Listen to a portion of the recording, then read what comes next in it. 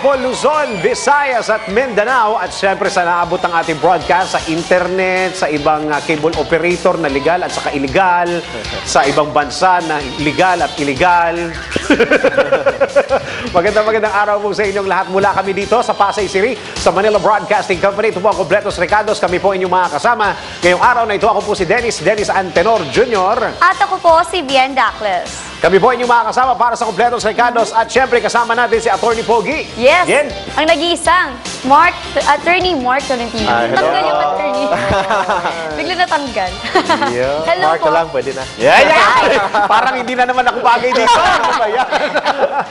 Sabi ko na nga ba, dapat talaga nagbablock ako eh. Medyo may connection eh. Oo, parang ang itsura ko sa screen, para ako yung magkakasal sa inyo. No? Parang gano'n ang dating. No? Parang ganyan.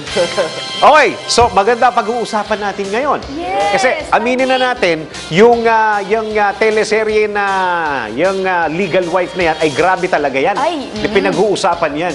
Ako hindi ko talaga Trending. Sa isang programa at isang... ayan na. Sabi ko sa inyo eh. Tigas ng ulo nyo eh. Okay, pinag-uusapan yan. Manonood ako sa isang programa pag pinag-uusapan. Pinag-uusapan ng... pinag-uusapan sa Facebook, sa Twitter, mga nagtitrending. Ano ba tawag doon? Influensya, no? Siguro influensya. Influensya ng programa. Tama. Pagka pinag-usapan yan, doon lang ako nagkakaroon ng interest eh. Kasi yung mga ganyan, yung mga ganyang bagay, pumapasok yan sa pang-araw-araw na isip ng Pilipino, pang-araw-araw na salita ng Pilipino, yung kanilang gawi na nababago. Eh sa akin, as sa mundo ng advertising, lahat dapat alam mo yan. Kasi dapat pinipresent mo yan eh. Sabihin mo sa kliyente, ito po yung uso ngayon, ito po yung mga sinasabi ng mga asawa ngayon, ito po yung sinasabi ng mga kirida ngayon, ito yung sinasabi ng tunay na asawa, ito yung nararamdaman ng lalaki sa pagkaganyan ng sitwasyon niya.